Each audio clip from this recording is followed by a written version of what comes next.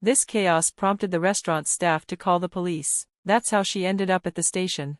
The officer told me she wasn't being arrested, at least not yet, but they needed someone to come take responsibility for her. I simply said, "I'm sorry, officer, but I'm not her family. I'm just a stranger, remember?" Then I hung up. Let me take you back a little. My name is Maya, and I used to believe that love could fix anything. I married Tyrell because we had something special, or so I thought, but from the beginning, his mother was a dark cloud over our marriage.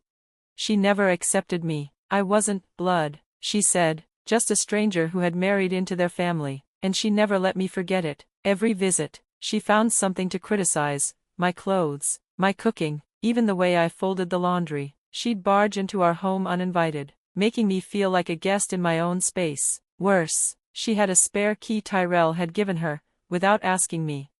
I begged him to see what she was doing, but he never believed me. "She just wants to help," he'd say, completely blind to her cruelty. Then one day, I saw a small chance to change everything. Tyrell got a big promotion at work. I was happy for him, of course, but what thrilled me more was that we might finally move away, somewhere peaceful, far from his mother. When he mentioned wanting a child and a more family-friendly town, I thought, finally, a fresh start. But that hope was short-lived. His mother invited us to a fancy restaurant to celebrate. She insisted I come, though her tone made it clear something was off. I didn't want to go, but Tyrell pressured me, saying it would look bad if I didn't attend with the rest of the family. It felt like a trap, and deep down, I knew it was. So I went, but not without preparing. I bought a small voice recorder and tucked it into my purse. I was tired of being painted as the bad one. If she tried anything, I'd have proof. The restaurant was beautiful, elegant and expensive. We entered a private room filled with food and chatter, but there was one empty seat. Just one. Tyrell left to ask the staff about the missing seat, but the moment he stepped out, the truth came out. My mother-in-law stood up with that familiar sneer and said, "There's no seat for you, you're not family." I just stared at her. Then she gave me a twisted offer: pay for everyone's meal, and then I could be family. I laughed. Why would I pay for strangers? I said, "I'm fine being a stranger." And I walked out. I didn't beg, I didn't cry, I didn't look back. Later that night, Tyrell came home. He looked shaken, embarrassed. "My brothers told me everything. I didn't know she'd treat you like that," he said. He apologized. For the first time, I saw shame in his eyes. Maybe he finally understood. But the best part wasn't his apology, it was what happened next. The other wives, his brother's wives, left too. Turns out, they had been suffering quietly, just like me. Watching me walk away gave them the courage to say, "Enough." That night, the illusion of my mother-in-law's power shattered. Of course, she didn't take it well. She tried to call, yell, and guilt me into returning, but I had blocked her number. Then came that unexpected call, from the police. She had tried to make the restaurant charge me for the food. When they refused, she threw a tantrum. She screamed, broke vases, and blamed me for everything. In the end, she was taken to the station like a child who couldn't behave. The officer asked me to come get her. I didn't hesitate. "I'm not family," I told him. She made that very clear. I've never felt so free. That night, I stood by the window and looked out at the dark sky. For the first time in years, it didn't feel so heavy. That restaurant wasn't just a place where she humiliated me, it was the place where I finally drew the line. It was where I chose me. The restaurant staff ended up calling the police. By the time the officers arrived, my mother-in-law was still yelling and making a huge scene. The police tried to calm her down, but she refused to admit she had done anything wrong. She insisted it wasn't her fault and blamed everyone else. The restaurant, understandably upset because they hadn't been paid and had dealt with her bad behavior, asked the officers to help get her out of there. Meanwhile, my husband and I were at home, unaware of what was going on. I had missed a call from the police, and when we realized what was happening, we felt guilty. So, we returned to the restaurant.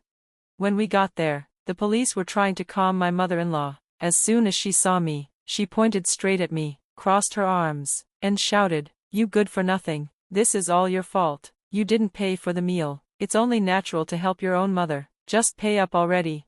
I couldn't believe what I was hearing. Even in front of the police, she was being loud, aggressive, and unreasonable. The officers had already warned that if no one took her home, they would have to either take her to her in-laws' house in a patrol car or arrest her for leaving without paying. I looked at the police and said, with a calm but firm voice, "Please take her, arrest her if you have to. She needs to take responsibility for what she did." My mother-in-law's eyes widened in shock. "How could you say something so cruel? I'm family. Are you seriously going to let me be arrested? Just pay the bill, don't bring bad luck to the family." I took a deep breath and answered, "I don't care. I'm not family anymore. I don't want anything to do with someone who acts like this. I'm done." Then I turned and started to walk away, leaving the situation to the police. But just as I was leaving, my husband finally spoke up. "I know what Mom did was wrong," he said, "but, is it really bad enough to have her arrested?" I turned around and looked him in the eye. "You're missing the point. She dined and dashed. She made a huge scene. That's illegal. I had nothing to do with it. Or are you saying I'm at fault for not paying for a meal for 6 people when I wasn't even there?" My husband didn't answer. He walked past me toward the officers and the staff. I knew exactly what he was going to do, so I called after him. "If you pay for her meal and cover for her, we're getting divorced. Just remember that." He didn't say anything. He just quietly took out his wallet. I turned and walked away. I went home alone, walked up the stairs slowly, and began packing the essentials. I was ready to leave. That night, just before midnight, he came back. "Mom's not getting arrested," he said, looking exhausted. "The restaurant agreed to let it go if we paid and promised she wouldn't come back. I didn't have enough money, so I called my brothers for help. It was a mess." He kept talking, complaining about how tiring the whole thing had been and how I hadn't said anything. Then he noticed the bags. "Why are you packing? Where are you going?" "I told you, if you defended her, I would leave. We're getting divorced. Don't act like you didn't hear me," I said. He stared at me, shocked. "What's going on today? You're being so weird." "Yeah, Mom went too far, but why do we have to divorce over this?" "Because I've been telling you I'm being harassed by her. You've seen it, other people have too, but you still chose her. You stood up for someone who almost got arrested. Not me. Why would I stay married to someone like that?" He kept talking, saying all sorts of things, but I wasn't listening anymore. I had made up my mind. I was going to leave, and I was going to file for divorce. The next morning, I got the divorce papers. When I handed them to him, he argued and said he didn't want to separate, but as soon as I mentioned bringing in a lawyer, he gave up and signed. I filed the papers that same day. Finally, I was free. After the divorce, my ex-husband moved out. He tried to live alone at first, but since I had done most of the cleaning and housework, he couldn't manage. The place quickly became filthy. Unable to handle it, he ended the apartment lease and moved back in with his parents. The same thing happened to his older and younger brothers. The night they came to help him pay the restaurant bill, they ended up in huge fights with their wives. Their wives were furious that they had used their savings to help their mother without even asking. They didn't think it was fair to cover for someone else's bad behavior. The brothers believed their mother's twisted version of events and said their wives were being unreasonable, but that only made things worse. Their wives were disgusted by how easily they took their mother's side and talked about divorce too. So eventually, both of them also went back to their parents' house. Now, all 3 brothers live with their mother again. Neighbors started gossiping, saying the brothers were so spoiled and childish that all their wives had left them. My mother-in-law didn't care. She kept insisting her sons were innocent and that it was their wives who were selfish. Her sons nodded in agreement, completely missing the point. Luckily, the neighbors knew what kind of person my mother-in-law was and didn't believe her stories. They kept their distance and whispered behind her back, calling her a failed mother. The brothers were mocked as mama's boys, who would rather protect their mother than be good husbands.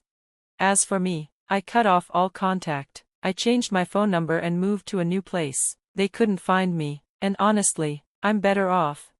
Now, I'm free from all the stress and cruelty that came with that family. I made new friends, people who really understand what I went through. In fact, I became close to the ex-wives of my husband's brothers. We'd all been treated poorly, and that shared experience brought us together. We go out for meals now, enjoy our weekends, and talk openly. I'm so grateful to have them in my life. It's funny, if I hadn't married into that family, I never would have met them. We're planning to try a new cafe the day after tomorrow. We can go wherever we want now, without having to worry about anyone else's mood. It's a freedom I didn't realize I was missing. I finally feel like I'm living my own life. I'm surrounded by real friends, and I'm happy. And to think, all of this started because my mother-in-law didn't want to pay a restaurant bill. In a way, I should thank her, because now, I'm no longer lonely, and I'm finally free.